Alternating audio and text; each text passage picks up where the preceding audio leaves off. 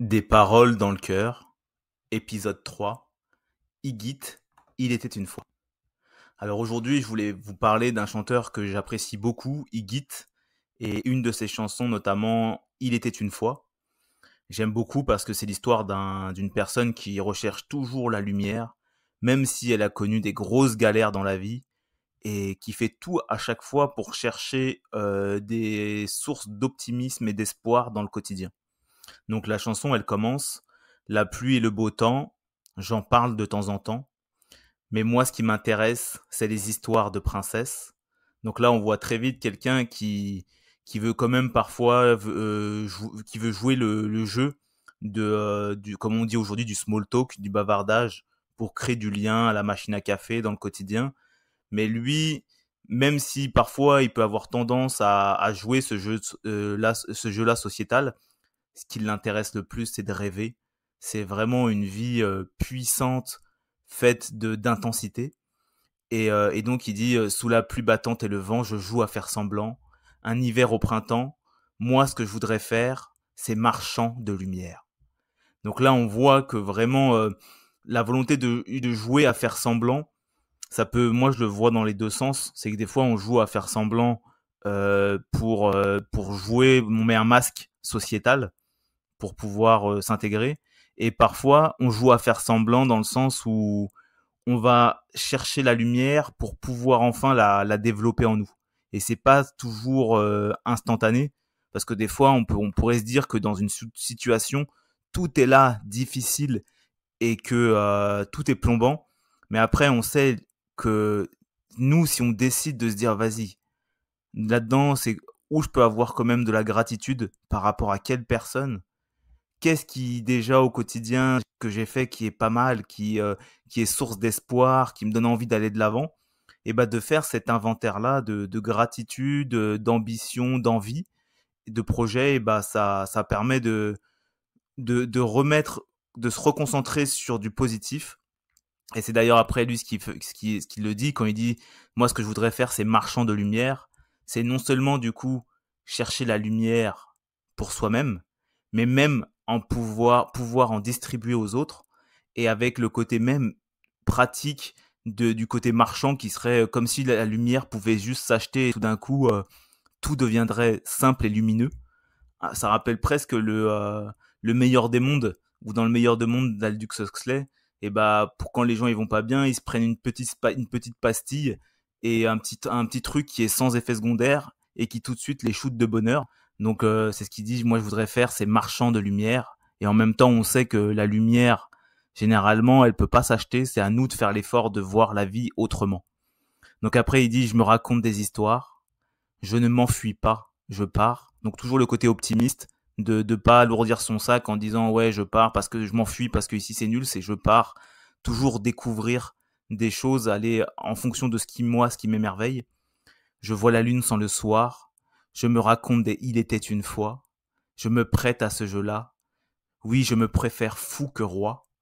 Donc ça j'adore le côté vraiment pas la volonté de dominer, qui pourrait être associée au roi, la volonté comme dans le Petit Prince presque, le roi qui veut décider pour tous ses sujets.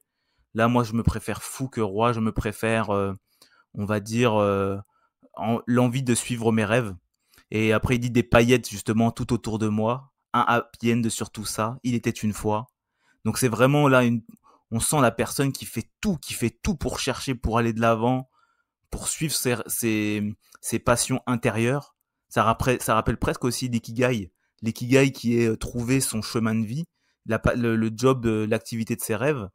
Et l'activité de ses rêves, c'est une activité pour lesquelles les gens sont prêts à payer, qui leur rend service et pour lesquelles ils sont prêts à donner de l'argent.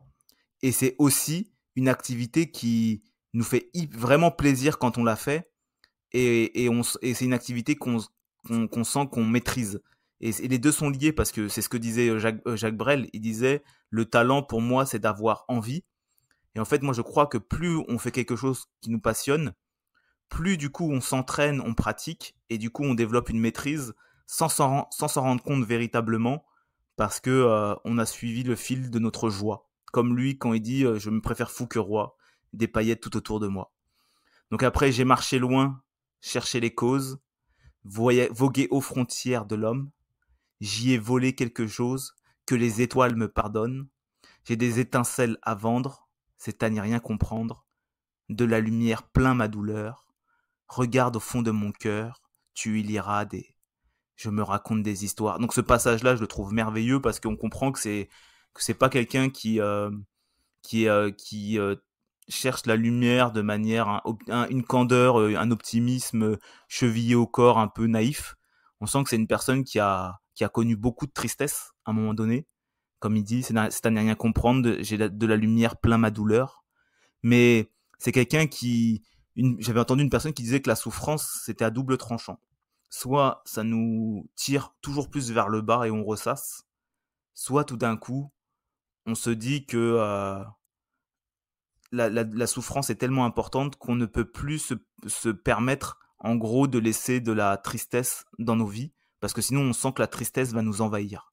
Et là, on cherche l'optimisme partout. On change les personnes qui partagent notre quotidien.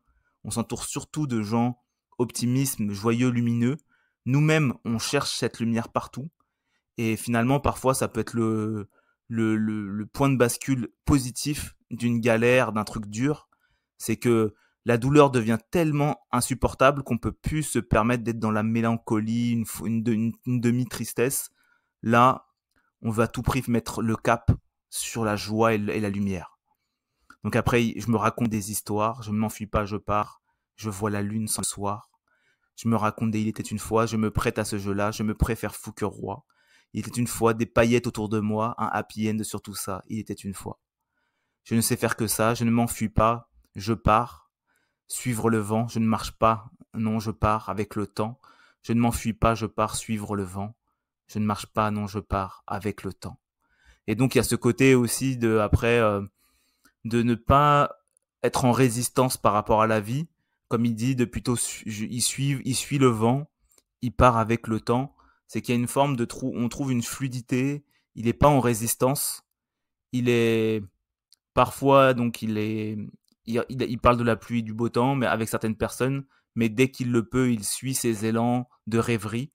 Et même par rapport à ses élans de rêverie, il n'est pas dans une démarche d'imposer ses rêves à l'existence. Il suit son chemin, il suit le vent, il suit le temps, et il voit où ça le mène en cherchant la lumière et en voulant même plus tard du coup être marchand de lumière pour en faire bénéficier tous ses proches, toutes les personnes qui croisent. Et finalement, quand on voit Igit qui nous chante ça et qui nous transmet de la lumière par ses paroles, on se dit que finalement, il voudrait être marchand de lumière et il a bien réussi à travers cette chanson que je trouve lumineuse et que je vous invite à écouter. Il était une fois par Igit. C'était des paroles dans le cœur, épisode 3. Et on se retrouve très bientôt pour un nouvel épisode. Ciao, ciao.